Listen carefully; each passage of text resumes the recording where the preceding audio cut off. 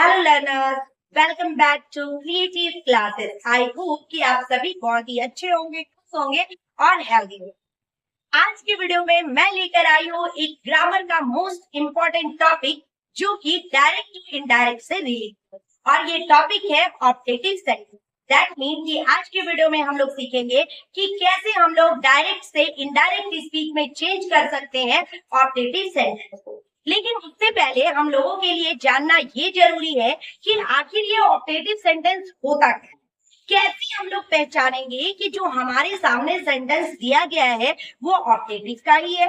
तो चलिए जानते हैं सबसे पहले कि ऑप्टेटिव सेंटेंस क्या होता है और इसको हम लोग कैसे पहचान सकते हैं। ऑप्टेटिव सेंटेंस दैट मीन वो सेंटेंस होते हैं जिनमें हम किसी के लिए दुआ, शुभकामना या आशीर्वाद दें।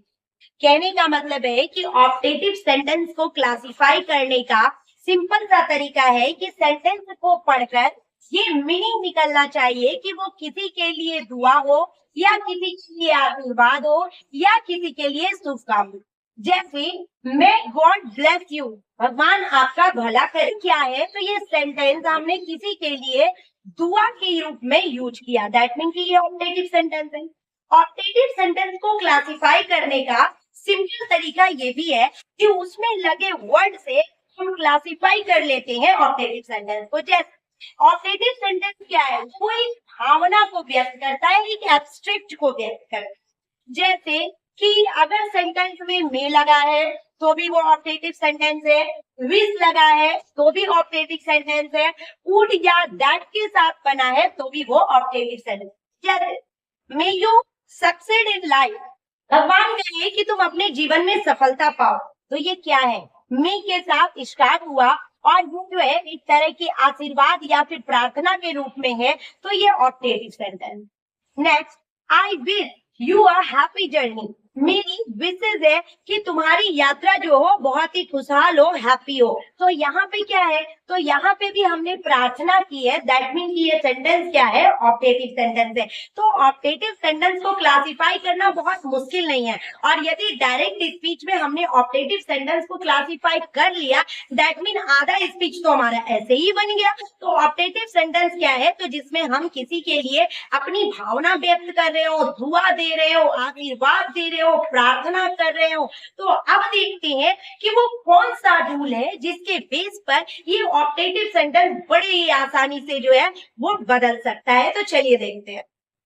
ऑप्टेटिव सेंटेंस को डायरेक्ट से इनडायरेक्ट करने के दौरान हमें छोटी छोटी सी चीजों का ध्यान रखना होता है, बहुत बड़ी नहीं है। यानी कि जो हमारा बेसिक रूल अभी तक जो डायरेक्ट से इनडायरेक्ट में हमने सीखा है, रूल सारा वही है, बस कुछ छोटी छोटी टिप्स के बेस पर हम इसको बना सकते हैं। जो क्या है, तो सबसे पहला रूल है कि रिपोर्टिंग वर्ब जो कि सेड होता है, रिपोर्टिंग वर्ब सेड होता है, ये चेंज हो जाता है सेंटेंस के अकॉर्डिंग। जैसे सेंटेंस यदि विश का है तो हम विश लिखेंगे, प्रे का है तो प्रेड लिखेंगे, ब्लेस का है तो ब्लेस लिखेंगे, या फिर हमने ऑप्टेटिव सेंटेंस के माध्यम से किसी को श्राप दे दिया। वैसे तो ये बहुत गलत बात है, नहीं देना चाहिए, बट यदि सेंटेंस में दिया है तो उस जगह पे हम लोग प्लस लिखेंगे। नेक्स्ट रूल कहता है कि मे को चेंज करो, किसमें चेंज करो, माइट में चेंज करो, यानी कि सेंटेंस में जो कि मे लगा होगा वो चेंज हो जाएगा माइट। थर्ड रूल है कोटेशन को हटाकर क्लॉज बनाओ। अब ये तो बड़ा कंफ्यूजन हो गया, मैम ये क्या बोल दिए, कोटेशन को हटा के क्लॉज कैसे बनेगा? बिल्कुल बनेगा। जनरली मे माइट का सेंटेंस क्या होता है, जब वो सेंटेंस देगा ना तो मे से सेंटेंस स्टार्ट हो रहा होगा जो कि एक कोटेशन है। तो इस कंडीशन पे हमें क्या करना है कि इन्वर्टेड कॉमा को रिप्लेस करके दैट यूज करना है। उसके बाद सेंटेंस का स्ट्रक्चर चेंज कर लेना है, यानी कि पहले सब्जेक्ट को लिखना है, फिर माइट को लिखना है और फिर वर्ब को लिखना है। इस तरह से हमारा सेंटेंस जो है वो एक क्लॉज के रूप में बनकर रेडी हो जाएगा। नेक्स्ट, रूल नंबर 4, सब्जेक्ट को ऑब्जेक्ट के अनुसार जो है वो चेंज करना है। जैसे अभी तक हम लोगों का जो बेसिक रूल चलता आया है सब वही है कि कैसे हम लोग इसको चेंज कर लेंगे पर्सन के अकॉर्डिंग, कि फर्स्ट पर्सन है तो क्या देखना है, सेकंड पर्सन क्या है, तो इसके अकॉर्डिंग ये चेंज हो जाएगा। तो ये 4 रूल जो बताया गया है ये एकदम बेसिक रूल है, जिसको अगर आप याद रखते हो तो बहुत ही स्मूथ तरीके से आप इस ऑप्टेटिव सेंटेंस के डायरेक्ट स्पीच को इनडायरेक्ट कर सकते हो। अब बारी आती है कुछ प्रैक्टिस क्वेश्चन की। प्रैक्टिस क्वेश्चन को देखकर हम इन सारे रूल को वापस रिमाइंड करेंगे और बहुत ही आसान तरीके से हम बनाना सीख लेंगे कि कैसे हम लोग को डायरेक्ट स्पीच के क्वेश्चन को इनडायरेक्ट करना। अब बारी आती है प्रैक्टिस क्वेश्चन की, और प्रैक्टिस क्वेश्चन करने से हम सीखेंगे कि कैसे डायरेक्ट से इनडायरेक्ट करना एकदम आसान तरीके से। चलिए, लिखा है he said to me, may God live long, यानी कि उसने कहा भगवान तुम्हें लंबी उम्र दे। तो यहाँ पर क्या होगा, he blessed me that। अब हमने क्या पढ़ने का था कि जो यहाँ पे कोटेशन सेंटेंस है उसको क्लॉज में बदलना है, बिल्कुल बदल लेंगे। यू क्या है, सेकंड पर्सन, जो किसको देखेगा, ऑब्जेक्ट को, मतलब यहाँ पे क्या हो जाएगा, आई। मे किस में चेंज हो जाएगा, माइट में।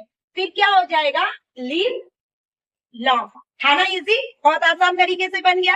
Next, my father said to me may you get success. यहाँ पे क्या होगा, my father plus me that. फिर से वही, जो यू है वो क्या बन जाएगा, I might get success. Next question, they said may God save the king. यहाँ पे क्या होगा, they prayed that God might save the king. है ना इजी, बहुत ही आसान तरीके से हमने बनाया, सिर्फ छोटे छोटे से रूल को याद रखकर और थोड़ी सी अपने टिप्स और ट्रिक का यूज कर। अब नेक्स्ट क्वेश्चन है, he said to us, may you die। उसने उससे कहा कि तुम मर जाओ। ये तो बड़ा डेंजर वाला चीज हो गया। यहाँ पे तो हमें सब में आशीर्वाद मिल रहा है, ब्लेस मिल रहा है, बट यहाँ पे ये क्या है, तो इस तरह के सेंटेंस में जो कि नेगेटिव सेंस दे रहा हो, इस तरह के सेंटेंस में हम यूज करते हैं he crushed her down। You जो कि सेकंड पर्सन है बदल जाएगा इसके अकॉर्डिंग सी माइट डाई। तो दोस्तों, अब आप बहुत ही आसान तरीके से ऑप्टेटिव सेंटेंस को डायरेक्ट से इनडायरेक्ट करना सीख गए होंगे। तो यदि वीडियो पसंद आए तो वीडियो को लाइक करें, कमेंट करें, और चैनल पे नए हैं तो चैनल को सब्सक्राइब भी कर लें। नीचे कमेंट में जरूर बताएं कि कौन सा एग्जाम्पल आपको सबसे ज्यादा इंटरेस्टिंग लगा। Learn with fun and speak with confidence. Creative classes, and thanks for watching.